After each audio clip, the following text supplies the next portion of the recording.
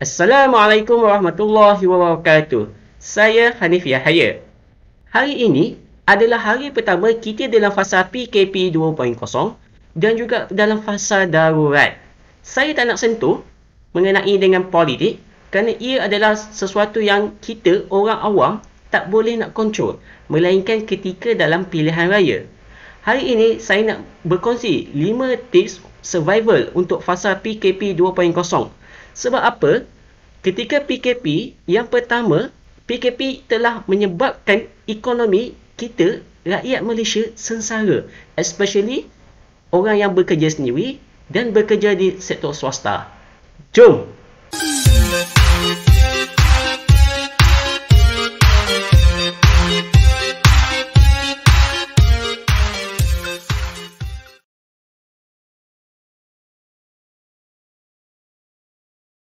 Pertama sekali, pastikan tabung kecemasan kita mencukupi. Tabung kecemasan sepatutnya boleh cover 3 bulan pendapatan hingga 6 bulan pendapatan. Kalau duit tabung kecemasan kita sekarang tak cukup, kita boleh jadikan duit daripada air sinar KWSP sebagai kita punya tabung kecemasan. Ingat, duit daripada air sinar KWSP ini jangan boros untuk beli sesuatu benda yang kita tidak perlu.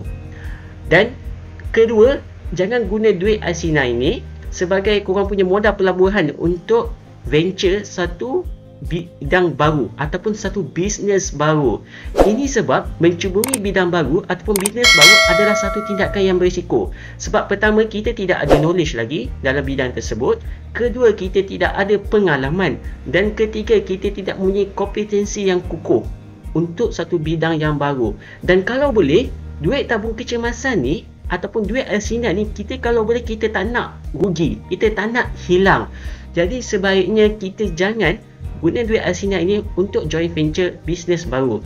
Tapi saya tak katalah jangan guna duit air sinar ni langsung. Boleh kalau nak guna untuk joint venture bisnes baru, tapi pastikan modal kita itu rendah, tak melibatkan sampai duit ribu-ribu untuk semata-mata joint venture satu bisnes baru.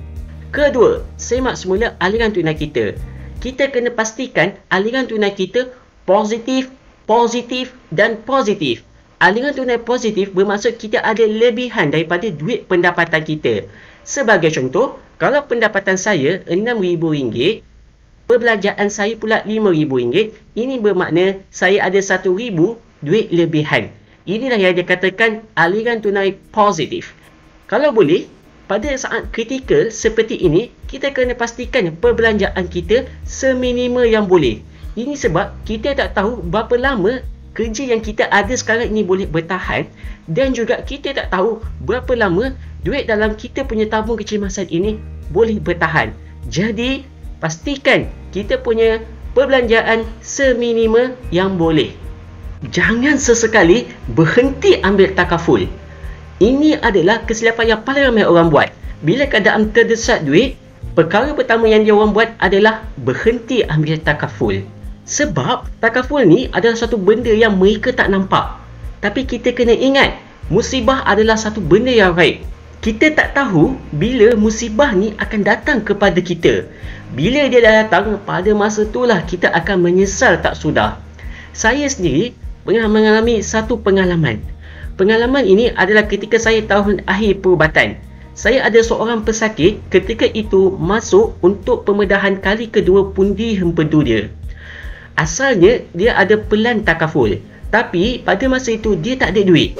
Jadi dia berhenti ambil takaful sebab dia rasakan dia tak perlu. Aku tak pernah claim pun. Tup-tap, 3 bulan kemudian dia aksiden motosikal. Pada masa itu dia kena membuat pembedahan di pundi hempedu. Masa tu juga mak ayah dia menjual tanah yang ada di kampung untuk membiayai perubatan dia. Kerana pada masa itu dia tak sanggup nak menunggu. Okey?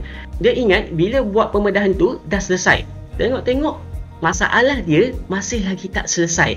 Dia memerlukan pembedahan kali kedua. Tapi kali ni mak ayah dia dah tak ada duit, dah tak ada harta. Jadi mahu tak mahu dia terpaksa juga menunggu giliran di hospital kerajaan. Jadi, macam mana kalau kita betul-betul perlukan duit? Semak pelan takaful kita. Cuba kurangkan manfaat-manfaat yang tidak perlu. Kalau ada elemen pelaburan, cuba berhenti dulu pada ketika ini. Fokus pada perlindungan dan jangan sesekali berhenti ambil takaful. Kalau betul-betul bela, tak tahu macam mana nak semak, dapatkan khidmat financial advisor untuk semak korang punya pelan takaful atau bertanya kepada ejen-ejen korang.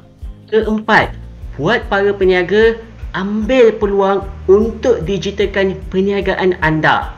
Inscan banyak menawarkan program-program untuk mendigitalkan perniagaan seperti e-marketplace, jual produk anda secara online, tembusi pasaran orang muda dengan TikTok, digital poster for online sales and marketing, teknik pemasaran YouTube, teknik pemasaran LinkedIn dan macam-macam lagi.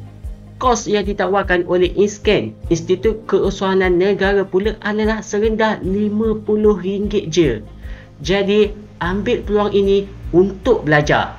Macam saya sendiri, saya mengikuti kursus online onboarding coaching program. Ia adalah satu program 3 hingga 4 bulan yang ditawarkan oleh Inscan untuk memperluaskan potensi perniagaan melalui platform online.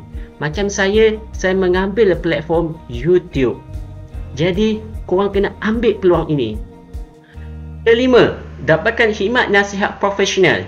Kalau masalah korang berkaitan dengan pengurusan aliran tunai dan juga hutang, korang boleh dapatkan khidmat AKPK.